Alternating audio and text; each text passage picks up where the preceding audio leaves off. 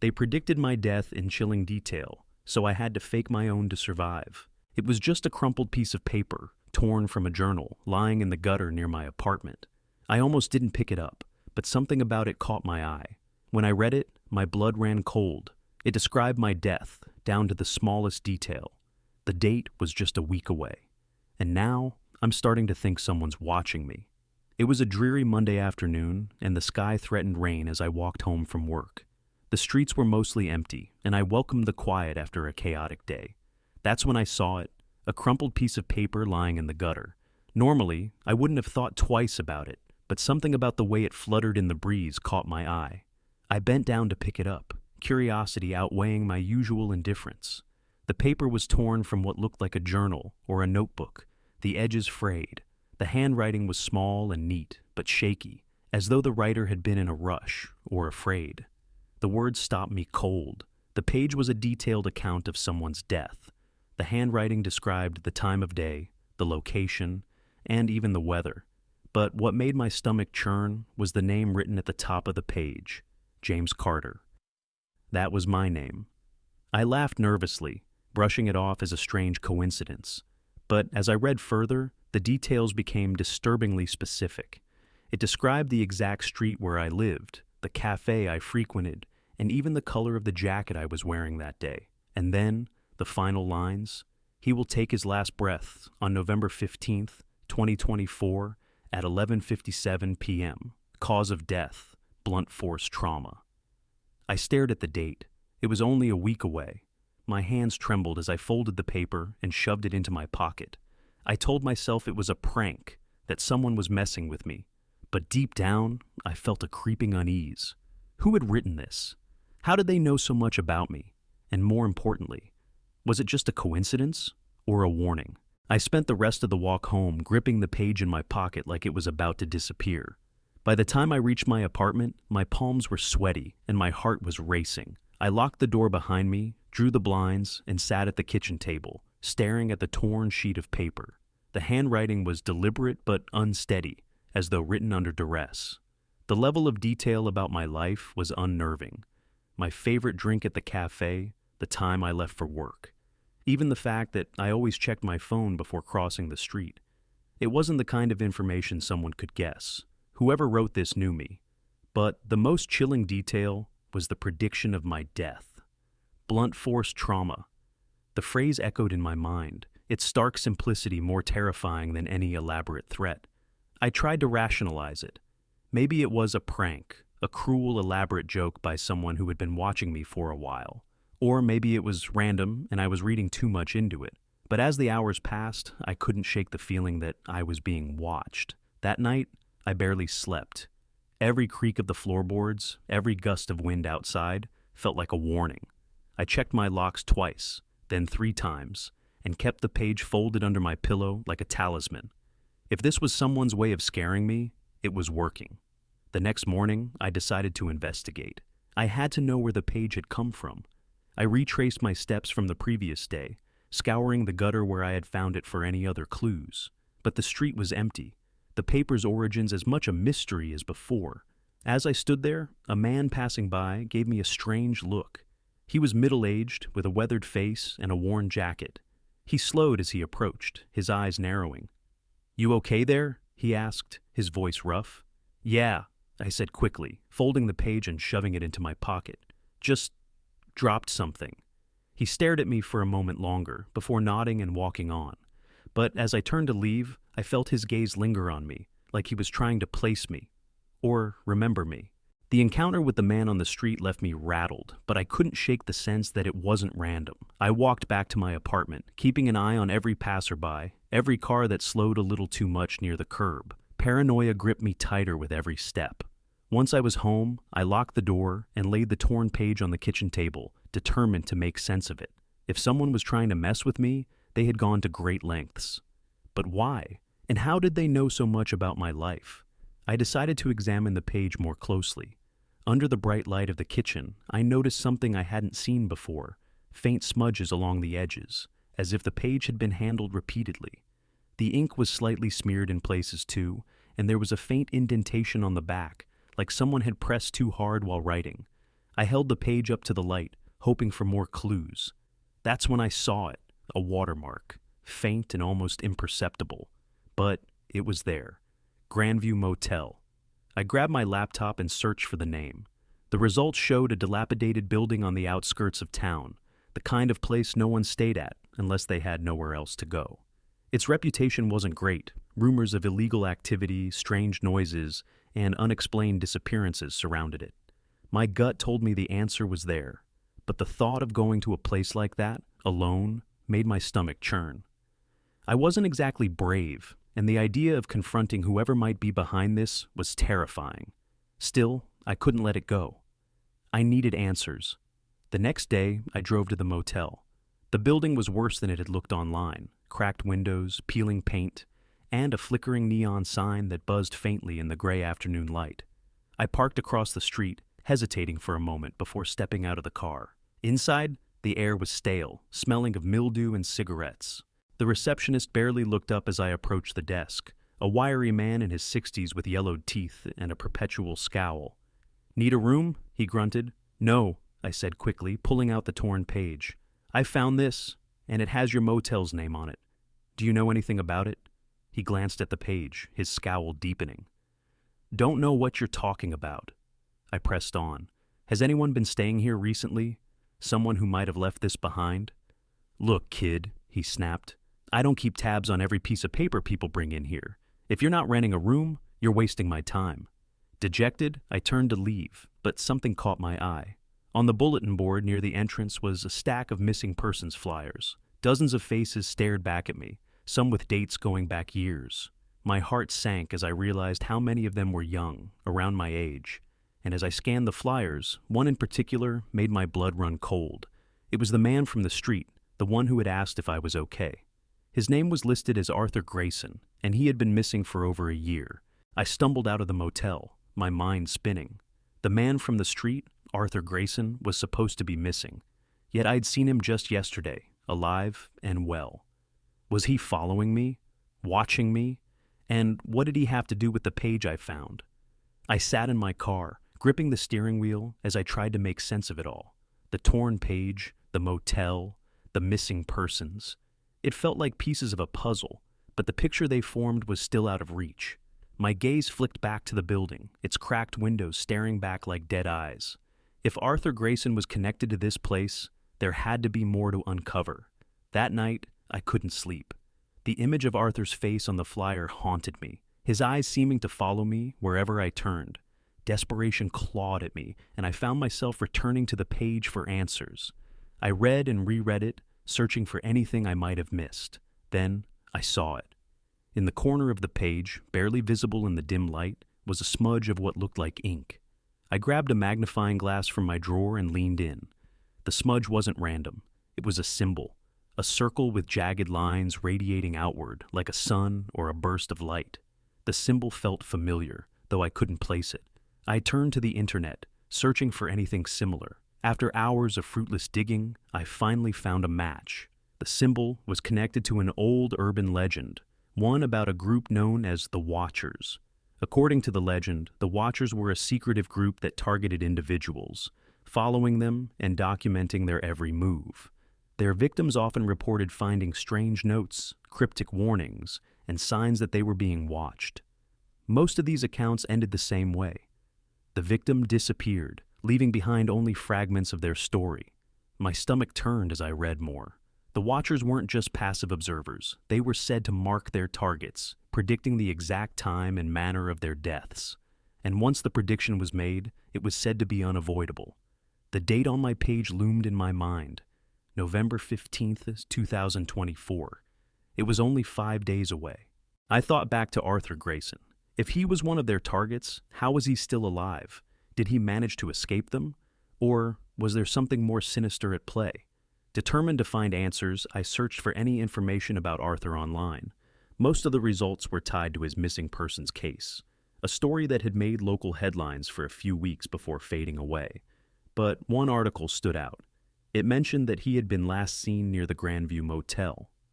I wasn't surprised. The connection between him and the motel was too strong to ignore.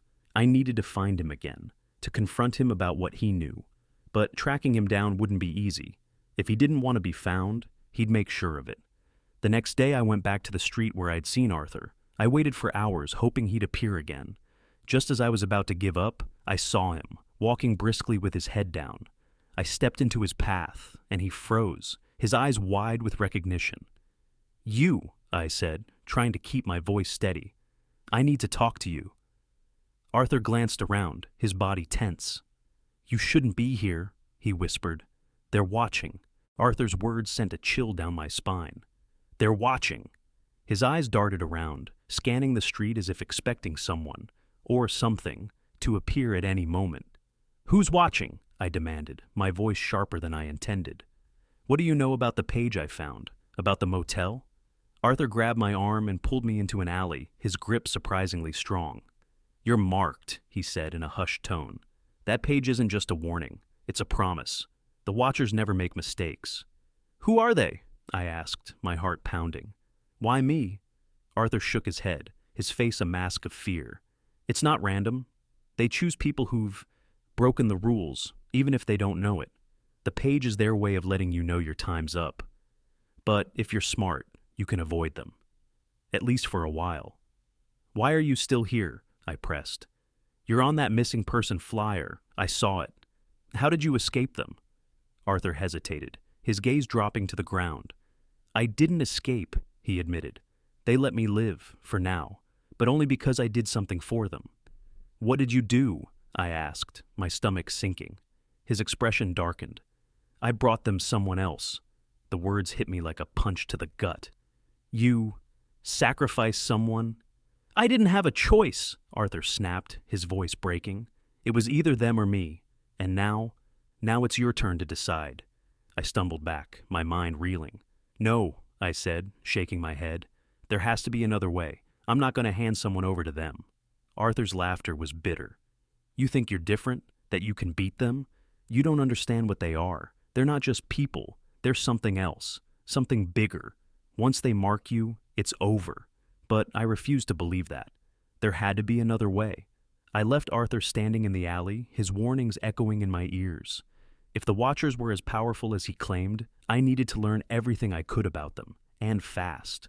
Over the next 2 days, I buried myself in research. I combed through forums, old news articles, and even conspiracy sites, looking for anything that could give me an edge. The Watchers had been whispered about for decades, their methods and motives shrouded in mystery. Some claimed they were a cult. Others believed they were something supernatural. One recurring detail stood out: the mark. Everyone who had been targeted described finding a page, a note, or a message predicting their death. And in every case, the victim either disappeared or was found dead under circumstances that matched the prediction.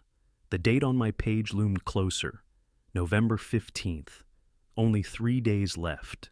Late one night, as I sifted through yet another obscure forum, I stumbled across a post that stopped me cold. The title read, "I Survived the Watchers." The author, who went by the username Shadowed One, claimed to have been marked but had managed to break free. I messaged them immediately, my hands shaking as I typed. Within minutes, they responded. "If you've been marked, you don't have much time, but there is a way out. Meet me at 9 p.m. tomorrow at the old factory on East Ridge. Come alone." The old factory loomed in the distance, its broken windows like empty eyes staring into the dark night.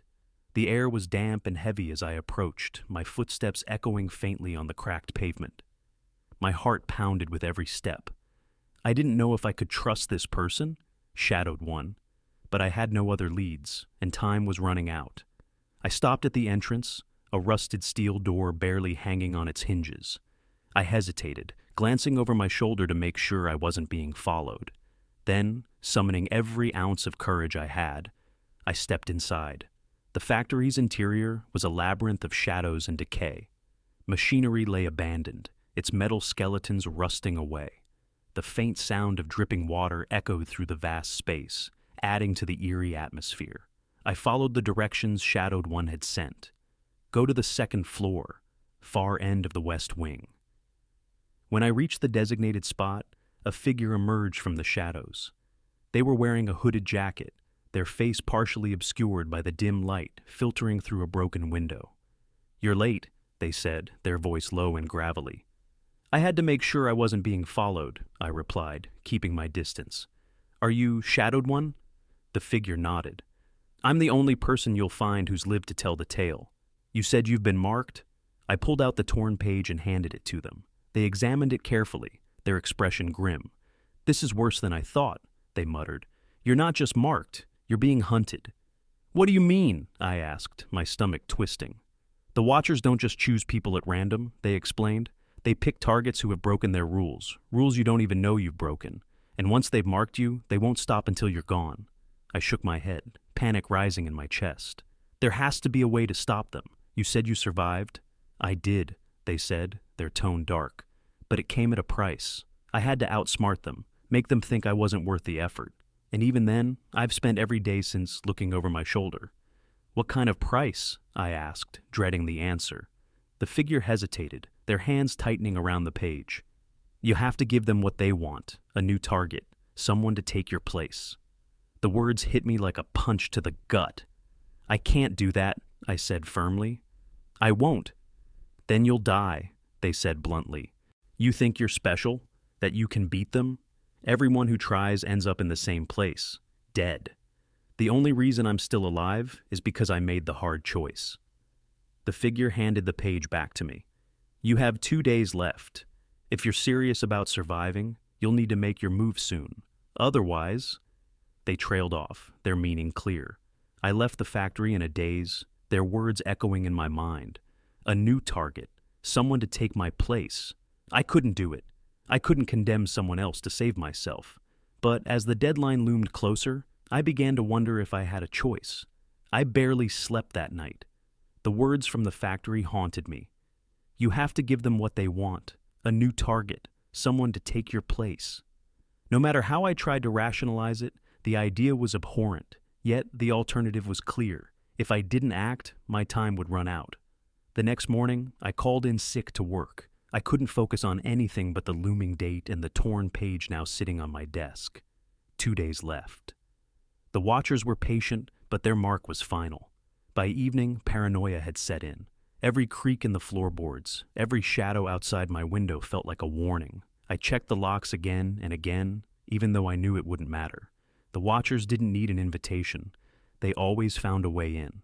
As the hours dragged on, I began to spiral. Could I really do what Shadowed One had suggested? Could I condemn someone else to save myself? The face of Arthur Grayson flashed in my mind, his hollow eyes and desperate warning. It was them or me. I thought about my coworkers, my neighbors, even the strangers I passed on the street. Could I live with myself if I chose one of them?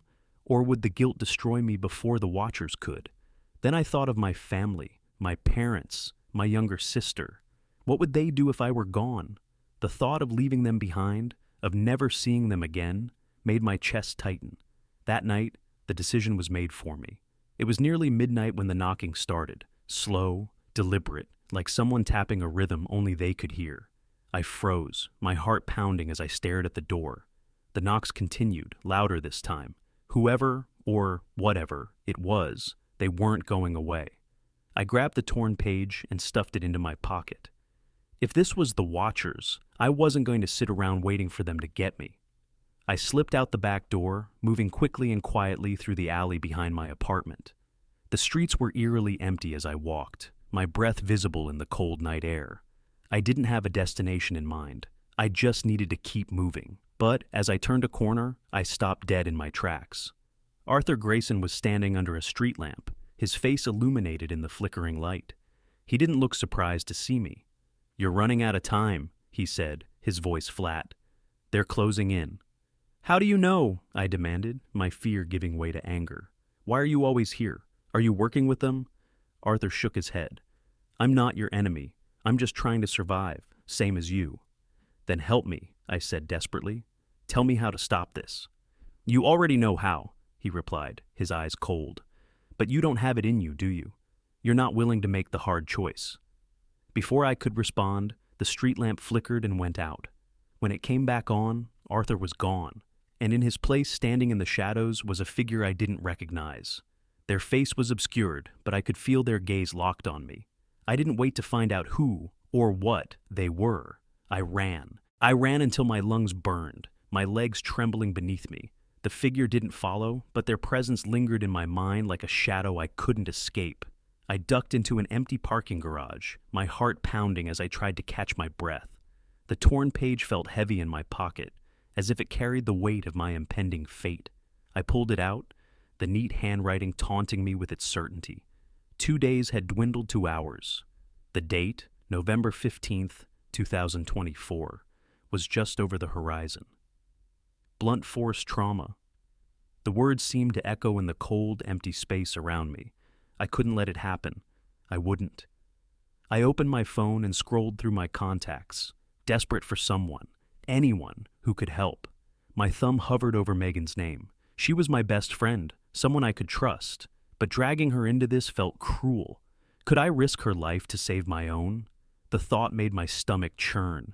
I shoved the phone back into my pocket and leaned against the concrete wall, my head pounding. I needed to think. I needed a plan, but every option led to the same horrifying choice: sacrifice someone else or face my own death. Then I remembered Shadowed One's warning. You have to outsmart them, make them think you're not worth the effort. It was vague, but it was my only hope. If I could convince the Watchers I wasn't a viable target, maybe, just maybe, I could survive. I needed a distraction, something that would make them think I was already gone. An idea began to form, reckless but desperate. I could fake my own death. I didn't have much time to prepare, but the details didn't need to be perfect. The Watchers thrived on certainty. If I could create the illusion that their prediction had come true, it might buy me enough time to disappear for good. I returned to my apartment, grabbing a few essentials: a backpack, cash, and my passport. Then I gathered materials to stage the scene: broken glass, a piece of metal, and a pool of fake blood I made using supplies from an old Halloween kit. It wasn't elegant, but it didn't have to be. I chose an abandoned lot on the outskirts of town as the location. The timing was crucial: 11:57 p.m., the exact moment the torn page predicted my death. If the Watchers were watching, I needed them to believe everything was going according to plan. As the clock neared midnight, I set the scene. The broken glass and metal lay scattered across the ground, illuminated by the faint glow of a nearby street lamp. I splattered the fake blood in strategic places, making it look like a struggle had taken place. Then I hid in the shadows, waiting. The air grew colder as the minutes ticked by. At exactly 11:57 p.m., I heard it, a faint rustling sound, like footsteps on gravel. My heart raced as I crouched lower, straining to see through the darkness. A figure stepped into the light, their face obscured by a hood. They moved slowly, deliberately, their gaze scanning the scene. For a moment, they paused, their head tilting slightly as if processing what they saw. Then, without a word, they turned and disappeared into the night. The moment the figure vanished into the darkness, I collapsed against the wall of the alley, my legs weak and trembling. The air felt heavier than ever, the weight of what I'd just done pressing down on me. I'd staged my own death, but had it worked? Had the Watchers accepted the illusion? Or was this just the calm before the storm? I stayed hidden for hours, my nerves on edge with every sound. The city felt eerily quiet, like it was holding its breath. Finally, as the first hints of dawn broke over the horizon, I gathered my things and left the scene, my heart pounding with every step. I knew I couldn't go back to my old life. Even if the Watchers were convinced I was dead, there was no guarantee they wouldn't discover the truth. I had to start over. New city, new identity, new everything. The process was grueling. Cutting ties with my family and friends was the hardest part. But I left behind a carefully worded letter explaining that I had to disappear for my own safety. I hoped they would understand, even if they never knew the full truth. It's been 6 months since I faked my death. I live in a small town now, working a quiet job and keeping to myself. The fear hasn't entirely disappeared. I still double-check my locks and avoid mirrors whenever I can. But for the most part, I've learned to live with it. The torn page is still with me, hidden in a drawer under a pile of clothes. I've thought about destroying it, but I can't bring myself to. It's a reminder of how close I came to losing everything, and how far I was willing to go to survive. I don't know if the Watchers are still out there, or if they've found a new target, but one thing is certain. If you ever find a strange note, a cryptic message, or a torn page predicting your death, run. Don't look back. And whatever you do, don't let them see you hesitate. What would you do if you were marked by the Watchers? Would you try to outsmart them, or would you give in to their demands? Let me know in the comments. I'd love to hear your thoughts.